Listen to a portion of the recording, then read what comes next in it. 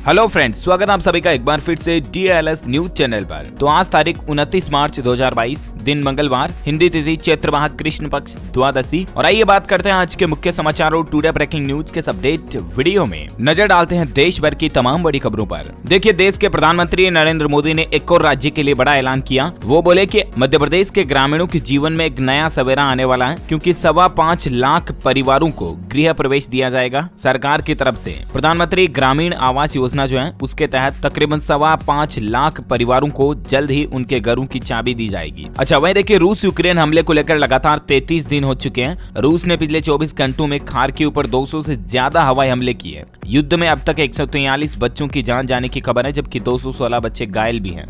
रूस यूक्रेन युद्ध के बीच यूक्रेन के चेर्नोबिल न्यूक्लियर प्लांट में कल भयंकर आग भी लग गई, लेकिन रूसी सेना ने जानबूझकर उस आग को नहीं बुझाया ताकि तबाही ज्यादा से ज्यादा मचे।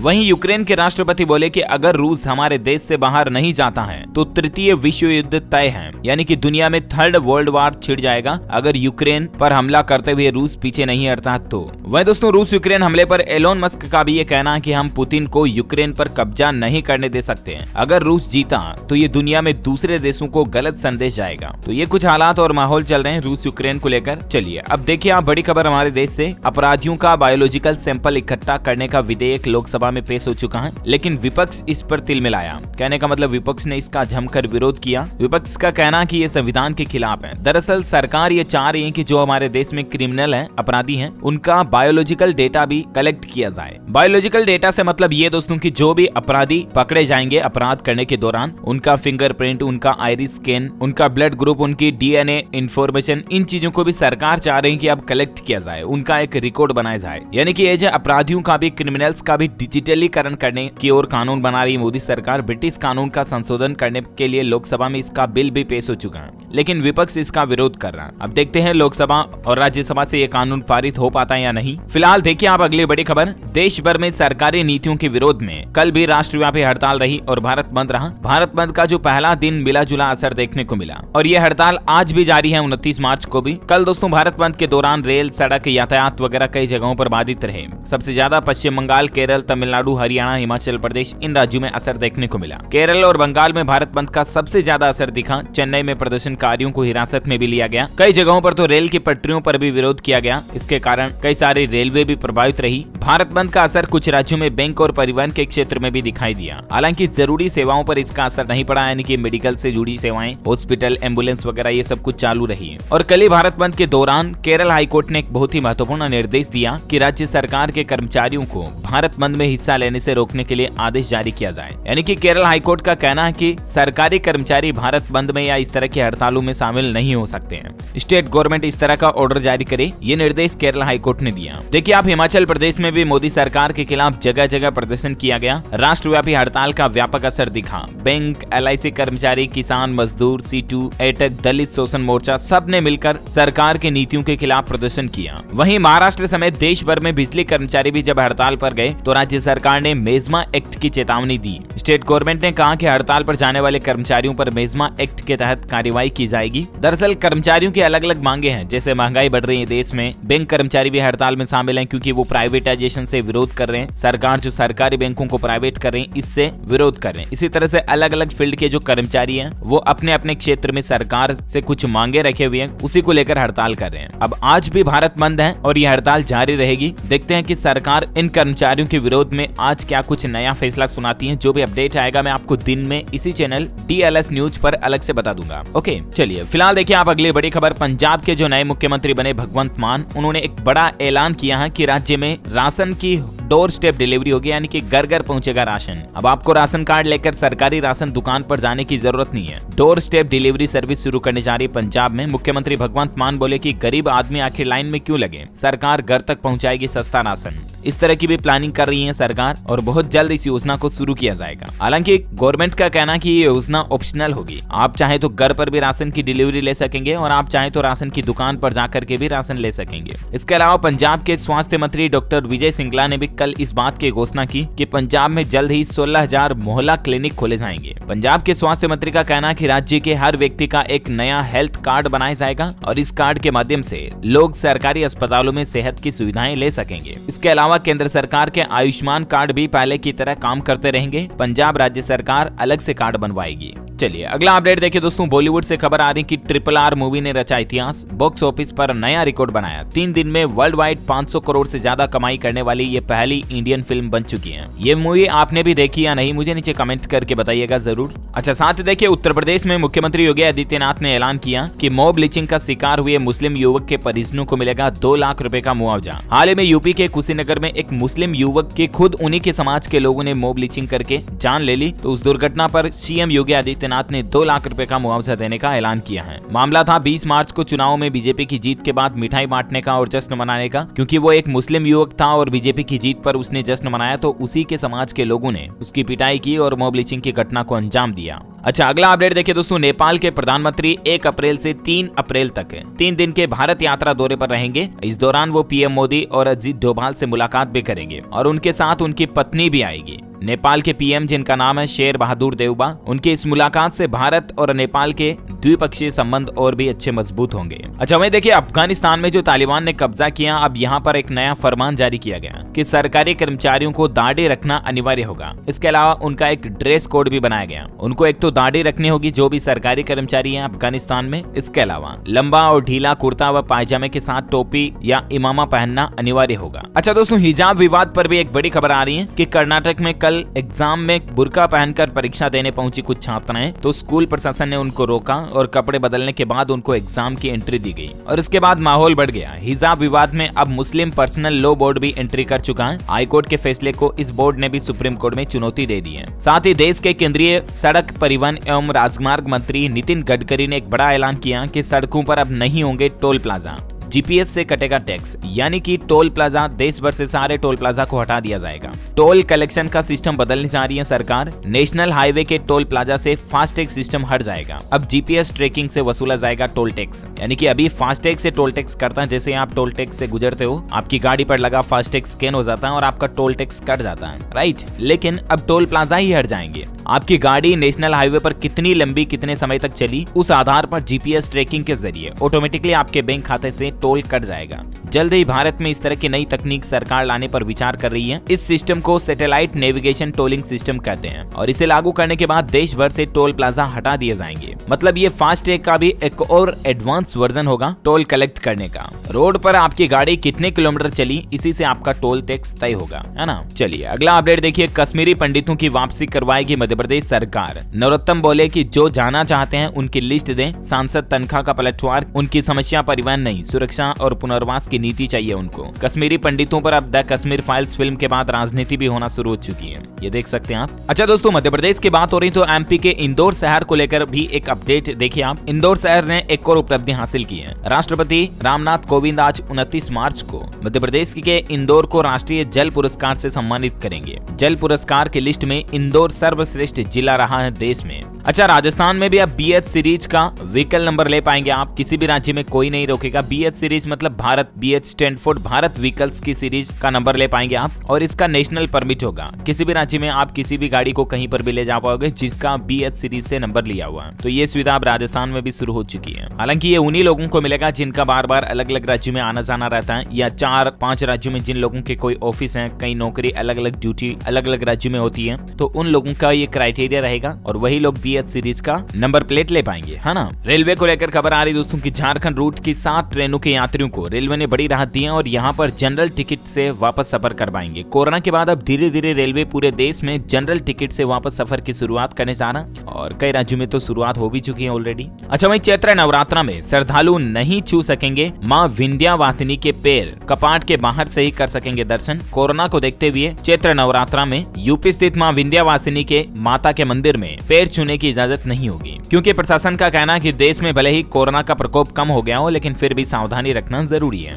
अच्छा, वहीं देखिए देश के गृह मंत्री अमित शाह ने बड़ी घोषणा की है। चंडीगढ़ में लागू होंगे केंद्रीय सिविल सर्विस कानून। 60 साल की उम्र में रिटायर होंगे कर्मचारी। नए वित्तीय वर्ष 1 अप्रैल से ही प्रशासन के अधीन आने वाले सभी विभागों के कर्मचारियों को इसका लाभ मिलेगा। ये घोषणा कल ही गृह मंत्री ने की है। अच्छा, साथ ही देखिए एक नया अपडेट, ऑटोमेटेड फिटनेस स्टेशन पर ही मिलेगा वाहन का PUC यानी कि प्रदूषण सर्टिफिकेट जो होता है ना, वाहन का पोल्यूशन सर्टिफिकेट। 1 1 अप्रैल 2023 से इस तरह का नियम बदल जाएगा अगले साल 1 अप्रैल से कि अब जल्द ही वाहनों का ऑटोमेटेड फिटनेस स्टेशन पर फिटनेस टेस्ट करवाना अनिवार्य होगा। केंद्र सरकार ने वाहनों का fitness test automated test center पर अनिवार्य रूप से कराने के लिए एक नई अधिसूचना भी जारी कर दी है और अगले साल से ये नियम लागू होगा। अच्छा, साथ ही देखिए शेयर मार्केट डीमेट वगैरह में काम करने वालों के लिए अच्छी खबर है। डीमेट ट्रेडिंग खाते में नॉमिनेशन की अंतिम तारीख को बढ़ा दिया है। सेबी ने ग्राहकों को 1 साल की मोहलत दी है, यानी कि अब आप भी अपने डीमेट ट्रेडिंग अकाउंट में नॉमिनी जोड़ पाएंगे। 1 और साल का आपको मौका मिलेगा। पहले इसकी लास्ट डेट 31 मार्च थी, तो इसको बढ़ाकर अभी 31 मार्च 2023 कर दिया। तब तक आप अपने डीमेट ट्रेडिंग अकाउंट में नॉमिनेशन कर पाएंगे, यानी कि नॉमिनी जोड़ पाएंगे। जानकारी के लिए बता दूं, आपको ट्रेडिंग अकाउंट में किसी भी नॉमिनी को जोड़ना पड़ेगा। जैसे अपन बैंक खाता खुलवाते हैं तो हमारा जो को पार्टनर होता है बैंक खाते में, उसको हम नॉमिनी रखते हैं, राइट, यानी कि हमारे बाद बैंक खाते का एक्सेस उसके पास होता है। ठीक उसी तरह से शेयर मार्केट में ट्रेडिंग करने वालों के लिए ट्रेडिंग अकाउंट को भी अब नॉमिनी से जोड़ना पड़ेगा, लेकिन फिलहाल 31 मार्च 2023 कर दी है इसकी तारीख को। अच्छा दोस्तों, तारीख की बात हो रही तो आपको एक और अपडेट बता दूं, राशन कार्ड को आधार कार्ड से लिंक करने की तारीख को भी सरकार ने बढ़ा दिया। अभी भारत सरकार ने इसकी आखिरी तारीख को बढ़ाकर 30 जून 2022 कर दिया। तब तक आप अपने आधार कार्ड को राशन कार्ड से जुड़वा सकते हैं। इससे प्रवासी लोगों को फायदा मिलेगा। अच्छा, वहीं देखिए 31 मार्च से बंद हो जाएगी कोरोना की कॉलर ट्यून। सरकार ने ये आदेश जारी कर दिए हैं। दरअसल जब भी अपन कॉल करते हैं तो कोरोना काल के बाद से ही हमें कोरोना से सतर्क और सावधान रहने की चेतावनी जारी की जाती है। कॉलर ट्यून में वैक्सीन लगवाने के लिए भी बात बताई जाती है, राइट। अमिताभ बच्चन की आवाज में भी और दूसरी लेडी की आवाज में भी ये इन्फॉर्मेशन दी जाती है। कोरोना काल से ही सरकार ने ये सिस्टम शुरू किया था, लेकिन टेलीकॉम कंपनियों का कहना है कि अब कोरोना माहौल कम हो गया तो सरकार को इसका हटाने का लेटर भेजा है। और अब मीडिया रिपोर्ट्स आ रही हैं कि सरकार 31 मार्च से ही देश भर में कोरोना से संबंधित सभी पाबंदियों को हटाने के साथ ही कोरोना की कॉलर ट्यून को भी हटाने का निर्देश जारी कर सकती है। चलिए फटाफट से कुछ मौसम अपडेट देख लेते हैं। देखिए, आप उड़ीसा राज्य में पारा 40 के पार चल रहा है। असम और मेघालय में बारिश की चेतावनी भी है। अगले 5 दिन के दौरान असम, मेघालय, अरुणाचल प्रदेश में बारिश का दौर जारी रहेगा। संपूर्ण भारत का आज 29 मार्च 2022 का मौसम पूर्वानुमान आखिर क्या कहता है, तो आपको बता दूं, अगले 24 घंटों के दौरान केरल और लक्षद्वीप में हल्की मध्यम बारिश हो सकती है। पूर्वोत्तर भारत और उप हिमालय पश्चिम बंगाल में भी बारिश की संभावना है। दक्षिण और पश्चिम राजस्थान में हीट वेव यानी कि गर्म हवाएं चलेगी, लू चलेगी। इसके अलावा हिमाचल प्रदेश, जम्मू संभाग के कुछ हिस्सों में, गुजरात और पश्चिमी मध्य प्रदेश में भी लू चलने की संभावना है। ओके, मौसम अपडेट के बाद देखिए आप सराफा बाजार में सोने चांदी का रेट गिरावट आई कीमतों में 52,000 के नीचे आया सोना और चांदी भी 68,000 के नीचे आई है। और एक्सपर्ट्स का मानना है कि आने वाले दिनों में और भी गिर सकती हैं महंगी धातुएं। सोने में 239 रुपए की गिरावट के साथ 51,653 रुपए प्रति 10 ग्राम अभी सोने का रेट चल रहा। वहीं चांदी में बड़ी गिरावट आई, 909 रुपए सस्ती होकर चांदी 67,782 रुपए प्रति किलोग्राम चल रही है। ओके, पेट्रोल डीजल का प्राइस देखिए आप, लगातार 7 दिन में छठी बार पेट्रोल डीजल महंगा हुआ है। इंटरनेशनल मार्केट में क्रूड ऑयल के दाम 26% घटे हैं और देश में 7 दिन में बढ़ चुके हैं 4 रुपए प्रति लीटर तक महंगा हो गया। किस किस तारीख को कितने रुपए बढ़े इसका भी डेटा आप स्क्रीन पर देख सकते हैं। 22 मार्च से लेकर 28 मार्च कल तक के दौरान पेट्रोल डीजल में कितनी बढ़ोतरी हुई है और अभी देश के 4 प्रमुख महानगरों में पेट्रोल डीजल का रेट क्या चल रहा है ये भी आप स्क्रीन पर डिटेल्स देख सकते हैं। वहीं देखिए दोस्तों, पिछले 24 घंटों में भारत में कोरोना के 1270 नए मामले देखे गए, 31 लोगों की मौत हुई और एक्टिव मरीजों की संख्या 16,000 से घटकर 15,859 रह गई है, जो कि बड़ी राहत की बात है। अच्छा, कुछ एजुकेशनल खबरें देखिए आप। महाराष्ट्र के स्कूलों में इस बार गर्मी की छुट्टियां नहीं रहेगी, रद्द कर दी गई हैं। फुल टाइम पढ़ाई होगी। सरकार का कहना है कि कोरोना काल के दौरान छात्रों की पढ़ाई जो डिस्टर्ब हुई उसकी भरपाई की जाएगी और इसीलिए इस बार समर हॉलीडेज को कैंसिल कर दिया। अच्छा, वहीं देखिए दोस्तों, बिहार में बीपीएससी ने बढ़ाया डेट। हेडमास्टर बनने के लिए अब भी कर सकते हैं आप आवेदन। 6,421 पदों पर जो वैकेंसी निकली हुई है उसके लिए लास्ट डेट को बढ़ाकर 11 अप्रैल कर दिया। पहले इसकी 28 मार्च लास्ट डेट थी और अभी 11 अप्रैल तक अभ्यर्थी आवेदन कर पाएंगे।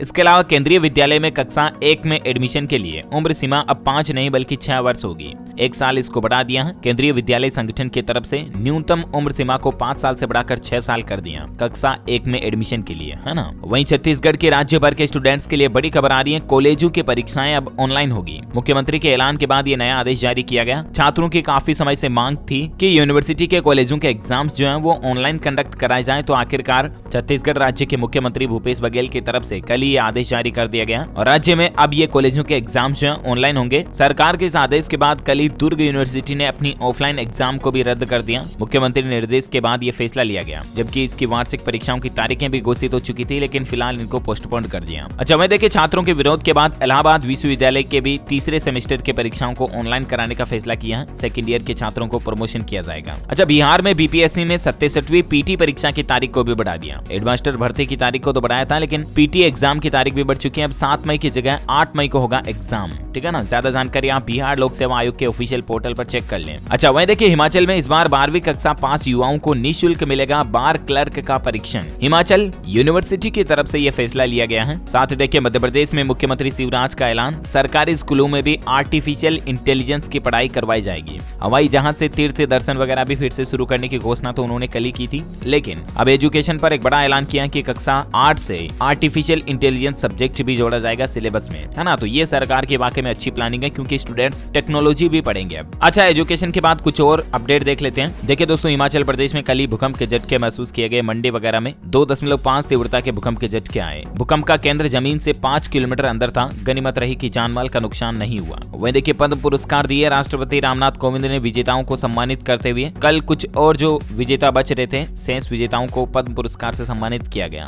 इसमें एक तो गोल्डन बॉय नीरज चोपड़ा से लेकर सिंगर गायक सोनू निगम को भी पद्म पुरस्कार से सम्मानित किया गया। अच्छा, सरकार एक नई टेक्नोलॉजी ला रही है कि अब इंटरनेट से सिंचाई करेंगे किसान। स्वचालित जल कृषि की व्यवस्था से किसानों को लाभ मिलेगा। घर बैठे ही कर सकेंगे खेत की सिंचाई। जी हाँ, आप सोच रहे होंगे दोस्तों कि आखिर इंटरनेट से सिंचाई का क्या मतलब। तो दरअसल भारतीय कृषि अनुसंधान परिषद की वैज्ञानिक डॉक्टर आरती कुमारी का कहना है कि इंटरनेट ऑफ थिंग्स के माध्यम से सिंचाई करने से 90 से 95% तक दक्षता प्राप्त होती है। कहने का मतलब किसान भाई लोगों की सिंचाई के सिस्टम को इस तरह की टेक्नोलॉजी से जोड़ा जाएगा कि घर बैठे ही किसान भाई लोग अपनी ट्यूबवेल मोटर को ऑन ऑफ कर पाएंगे। स्मार्ट तरीके से खेतों की सिंचाई होगी। इससे उनकी मेहनत भी बचेगी और पानी की बर्बादी भी बचेगी। मतलब जल्द ही देश में इस तरह की स्मार्ट टेक्नोलॉजी किसानों के लिए बनाई जाएगी। अच्छा, वहीं उत्तर प्रदेश राज्य ने एक नया मुकाम हासिल किया। देश के टॉप 5 स्टेट में शामिल हो चुका है निर्यात के मामले में, एक्सपोर्ट में। यानी कि यूपी में भी कई तरह के ज्यादा से ज्यादा प्रोडक्ट्स जो एक्सपोर्ट होते हैं भारत से बाहर। अच्छा, साथ ही देखिए रक्षा मंत्रालय की नई प्लानिंग, समुद्र में बिछेगा सुरक्षा का जाल, दुश्मनों पर होगी पैनी नजर। रक्षा मंत्रालय ने 8 तेज गश्ती जहाजों के लिए एक बड़ा समझौता किया और अब समुद्र के जरिए भारत की रक्षा को बढ़ाया जाएगा। साथ ही देखिए उत्तर प्रदेश बरेली नगर निगम की जैविक पहल, किसानों को मात्र 5 रुपए किलो के दाम पर मिलेगा ऑर्गेनिक खाद। महिलाओं को रोजगार देने की भी प्लानिंग चल रही है। वहीं अपडेट आ रहा दोस्तों की राहुल गांधी के खिलाफ मानहानि मामले में कार्यवाही पर लगी रोक को बढ़ा दिया। अब 8 अप्रैल को इस मामले पर सुनवाई होगी। अच्छा, साथ ही देखिए 4 धाम यात्रियों के लिए बड़ी खुशखबरी, अंतिम चरण में ऑल वेदर रोड का काम चल रहा, आसान होगी श्रद्धालुओं की यात्रा। दरअसल यमुनोत्री धाम में धरासू बैंड से बड़कोट के बीच सड़क का काम तेजी से चल रहा है। वहीं बड़कोट से फूल चट्टी तक ऑल वेदर सड़क निर्माण का कार्य भी जारी है। ऑल वेदर रोड का मतलब ये होता है दोस्तों की सर्दियों में बर्फ भी जमी रहेगी तब भी ये रोड चालू रहेगा। इस तरह का सड़क का निर्माण करवा रही है सरकार। उत्तराखंड में उत्तरकाशी में प्रधानमंत्री नरेंद्र मोदी का dream project all weather road का काम अंतिम चरण में चल रहा है और इससे जो हमारे देश भर के लाखों करोड़ों श्रद्धालु जो 4 धाम यात्रा पर जाते हैं उनको परेशानी नहीं होगी। राइट, चलिए साथ ही अगला अपडेट देखिए दोस्तों, बॉलीवुड से खबर आ रही, थिएटर में नहीं बल्कि हॉटस्टार पर रिलीज होगी अक्षय कुमार की फिल्म मिशन सिंड्रेला। इसको ओटीटी प्लेटफॉर्म पर ही रिलीज किया जाएगा 29 अप्रैल 2022 को, यानी कि आज ही ये फिल्म रिलीज होगी हॉटस्टार पर, है ना। अच्छा, साथ ही देखिए कार खरीदना और महंगा होगा। अप्रैल में BMW, टोयोटा, मर्सिडीज और ऑडी वगैरह इस तरह की लग्जरी कंपनियां भी अपनी कारों की रेटें बढ़ाने जा रही है। अगर आप भी दोस्तों कार वगैरह खरीदना चाहते हैं तो ध्यान में रखिएगा, टाटा, टोयोटा वगैरह भी अपनी रेटें बढ़ाने जा रही है। तो आप अप्रैल से पहले मार्च में, यानी कि अभी 2-3 दिन और बच रहे हैं, तभी आप अपनी कार का रजिस्ट्रेशन करवा लें शोरूम में, तो आपको जरूर कार थोड़ी बहुत सस्ती मिलेगी। 10-20 हजार रुपए तक का आपको फायदा हो सकता है, ठीक है ना। अच्छा, वोडाफोन आइडिया ने 2 नए डेटा प्लान लॉन्च किए हैं। IPL लवर्स, क्रिकेट लवर्स के लिए अच्छे प्लान है ये। साल भर फ्री डिज्नी प्लस हॉटस्टार का सब्सक्रिप्शन मिलेगा। 499 रुपीज का जो प्लान है वोडाफोन आइडिया में, अगर आप ये रिचार्ज करवाते हो तो साल भर आपको डिज्नी प्लस हॉटस्टार बिल्कुल फ्री मिलेगा। IPL, लाइव क्रिकेट वगैरह और भी कई तरह की चीजें आप देख पाओगे। अच्छा, IPL का क्रिकेट अपडेट देखिए आप। गुजरात का IPL में जीत से डेब्यू हुआ। लखनऊ को 5 विकेट से हराया। तेवतिया मिलर की तूफानी बल्लेबाजी से 159 का टारगेट हासिल किया। दरअसल कल ही IPL में 2 नई टीमों का आमना सामना हुआ। लखनऊ सुपर जायंट और गुजरात टाइटंस यानी कि LSG वर्सेस GT के बीच मैच हुआ और इस मुकाबले में गुजरात ने 5 विकेट से मैच को जीत लिया। अच्छा, वहीं देखिए उत्तर प्रदेश में योगी सरकार ने विभागों का बंटवारा भी कर दिया। गृह समेत 34 विभाग CM योगी ने खुद के पास रखे हैं। PM मोदी के खास अरविंद शहरी विकास देखेंगे। ब्रिजेश को हेल्थ डिपार्टमेंट दिया। मौर्य को ग्रामीण विकास का नेतृत्व दिया गया। 5 पावरफुल मंत्री योगी सरकार में किन किन को बनाए गए, जिनकी डिटेल्स भी आप देख सकते हैं। ओके दोस्तों, तो इस वीडियो में आज दिन भर की तमाम बड़ी खबरें, मुख्य समाचार, टुडे ब्रेकिंग न्यूज का अपडेट वीडियो यहीं फिनिश होता है। और हाँ, आप मुझे कमेंट करके बताइए कि भारत और पाकिस्तान के बीच कारगिल का युद्ध कब हुआ? When was the Kargil war between India and Pakistan? Let me know in the comment box। जो लोग इस सवाल का सही जवाब इस वीडियो के नीचे कमेंट में देंगे ना, वो रैंडमली सेलेक्ट होने पर आप हमारी DLS न्यूज टीम की तरफ से